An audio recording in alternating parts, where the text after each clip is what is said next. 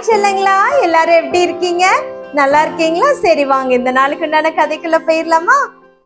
ஒரு ஊர்ல மிகப்பெரிய செல்வந்தன் இருந்தார் செல்லங்களா. அவர் ஒரு நாள் அந்த ஊர் மக்களுக்கு மதிய விருந்து கொடுக்க ஆசைப்பட்டாரு. தன்னுடைய மகனிடம் சென்று, மகனே, நான் இந்த ஊர் மக்களை மிகவும் நேசிக்கிறேன். எனவே இந்த மக்களுக்கு நாளை மதியம் சிறப்பான மதிய விருந்து கொடுக்க விரும்புகிறேன். எனவே நீ ஒவ்வொரு வீட்டுக்கும் சென்று அவர்களை இன்வைட் பண்ணு என்று கூறினார். மிக சிறப்பான தங்க சரிகைகளால் நிறைந்த ஆடையை அணிந்து புறப்பட்டு சென்ற மகனை தடுத்து நிறுத்தினார் தந்தை. மகனே, நீ இப்போ செல்வ செழிப்போடு மினுக்கோடு சென்றால் மக்கள் உன்னையை வீட்டுக்குள்ள அழைக்க தயங்குவார். நம்ம ஊர் மக்கள் அனைவரும் ஏழைகள். எனவே நீ அவர்களைப் போலவே உடை அணிந்து செல் என்று கூறினார்.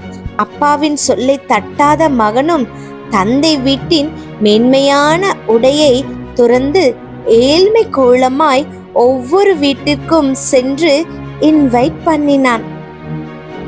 ஏழ்மை கோலமாய் வந்த செல்வந்தரின் மகனை அநேகர் செல்வந்தரின் மகன் என்று நம்பவில்லை.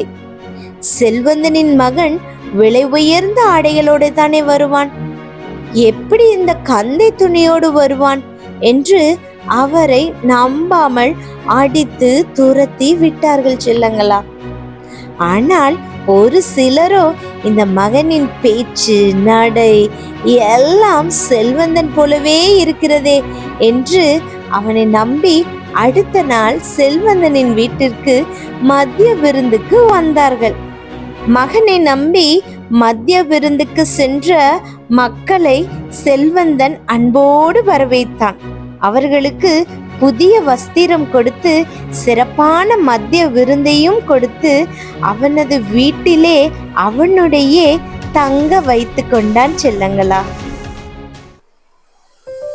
அன்பு செல்லமே, கதையை பார்த்தீங்களா செல்லங்களா?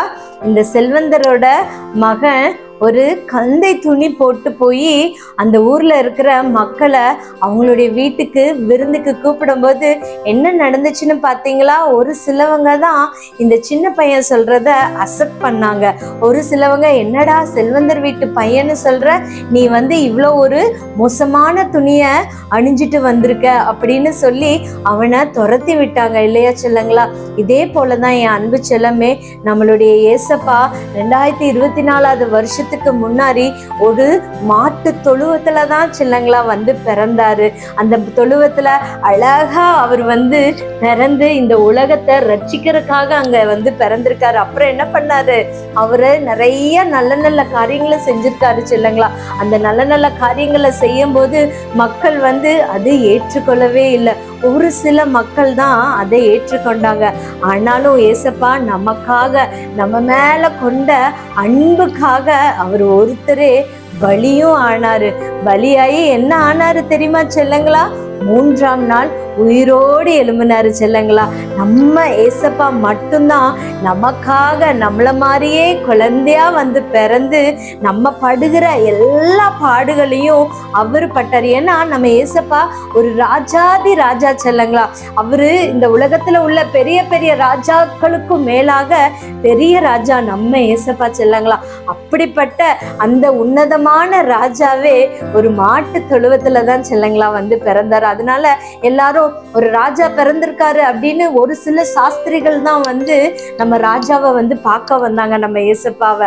அதே போலதான் இந்த அண்ணன் பார்த்தியா, அந்த அண்ணனை எப்படி ஒமிட் பண்ணி தள்ளி விட்டாங்களே, அந்த மாதிரி நம்மளும் நம்ம ஏசப்பாவை நம்ம வாழ்க்கையில இருந்து ஒமிட் பண்ணிடவே கூடாது செல்லங்களா. ஏன்னா நம்ம ஏசப்பா அவரு ராஜாதி ராஜா செல்லங்களா. அவர் இந்த பூலோகத்துக்கு நம்ம படுற பாடுகள் ஒவ்வொன்றும் அவரும் அனுபவிச்சிருக்காரு, நமக்காகவே அனுபவிச்சிருக்காரு செல்லங்களா. நம்ம நல்லா இருக்கணும்னு சொல்லி சிலுவையிலும் மறைச்சாரு, 3ஆம் நாளும் உயிரோடு எழுந்திருக்கிறாரு செல்லங்களா. அதே போல நீயும் உன்னுடைய வாழ்க்கையில இந்த நாள்ல அப்படிப்பட்ட ஒரு உன்னதமான ஒரு ஆண்டவரை உன்னுடைய வாழ்க்கையில சொந்த இரட்சகரா ஏற்றுக்கொள்ளும் போது ஏசப்பா என்ன பண்ணுவாரு, இந்த செல்வந்தர் என்ன பண்ணினாரு, சாப்பிட வந்தவங்கள புதிதான ஒரு என்ன கொடுத்தாங்க, ஆடைய கொடுத்தாங்க. அந்த மாதிரி நீ ஏசப்பாவை உன் முழு மனசோடு நீ ஏற்றுக்கொள்ளும் போது அவரும் உனக்கு புதிய ஆடைகள், வெண் வஸ்திரங்களை உனக்கு கொடுத்து அவரு அழகு பார்ப்பாரு செல்லங்களா. அப்புறம் என்ன பண்ணுவாரு தெரியுமா, அவர் கூடயே உங்களை வச்சுக்குவாரு. நீங்க எங்கெல்லாம் போறீங்களோ அங்க எல்லாம் ஏசப்பா உங்க கூடயே வந்து நீங்க என்னென்ன காரியங்கள் செய்யறோ அந்த நீங்க கையிட்டு செய்கிற எல்லா காரியத்தையும் ஏசப்பா ஆசீர்வதிப்பாரு செல்லங்களா. எப்படி இந்த செல்வந்தர் அக்கா சொன்னல, அவங்க கூடயே வச்சுக்கிட்டாரு, அவங்க வீட்டிலேயே வச்சுக்கிட்டாங்க. அதே போல ஏசப்பா நீங்க ஏசப்பா பிள்ளைகளா இருக்கும்போது ஏசப்பா என்ன பண்ணுவாரு, உங்களையும் அவருடைய இருதயத்துல பத்திரமா வச்சுக்குவாரு செல்லங்களா. அவருடைய வீட்டிலேயே உங்களை வச்சுக்குவாரு செல்லங்களா. நீயும் அவருடைய வீட்டுல இருக்கணும்னு ஆசைப்படுறியா? இன்னைக்கு ஏசப்பாவை உன்னுடைய சொந்த இரட்சகரா ஏற்றுக்கோ, சரியா செல்லங்களா. பைபிள்ல இதுக்கு சூப்பரான ஒரு வசனம் இருக்கு. என்ன வசனம் தெரியுமா செல்லங்களா? கர்த்தராகிய இயேசு கிறிஸ்துவை விசுவாசி, அப்பொழுது நீயும் உன் வீட்டாரும் ரட்சிக்கப்படுவீர்கள். பாத்தியா, ஏசப்பா எப்படி ஒரு சூப்பரான வசனம் கொடுத்திருக்காரு பாத்தியா செல்லங்களா. இந்த வசனம் எங்க இருக்குன்னா அப்போஸ்தலர் 16:31. சரியா செல்லங்களா? அக்கா கூட சேர்ந்து இந்த வசனத்தை சொல்றீங்களா? கர்த்தராகிய இயேசு கிறிஸ்துவை விசுவாசி, அப்பொழுது நீயும் உன் வீட்டாரும் ரட்சிக்கப்படுவீர்கள். உன் வீட்டாருன்னா யாரு? கரெக்டே அன்பு செல்லமே, நீங்க கற்பூரம் மாதிரி நல்லா கரெக்டா பிடிச்சுக்கிறீங்க செல்லங்களா. நீங்க சூப்பரான செல்லக்கிட்டீங்க, சரியா செல்லங்களா. இந்த வசனத்தை மனப்பாடம் பண்ணுங்க, உங்க மம்மி டாடி கிட்ட சொல்லுங்க. மறுபடியும் அக்கா உங்களை எப்ப பார்க்க வருவேன்? மண்டே தான் பார்க்க வருவேன், சரியா செல்லங்களா. அதனால நீங்க என்ன பண்றீங்க, நாளைக்கு சண்டேன்றனால சீக்கிரமா எந்திரிச்சு நீங்க சர்ச்சுக்கு போயிடணும். அக்கா உங்களை மண்டே நைட் உங்களை பார்க்க வர, சரியா செல்லங்களா. பாய், குட் நைட்.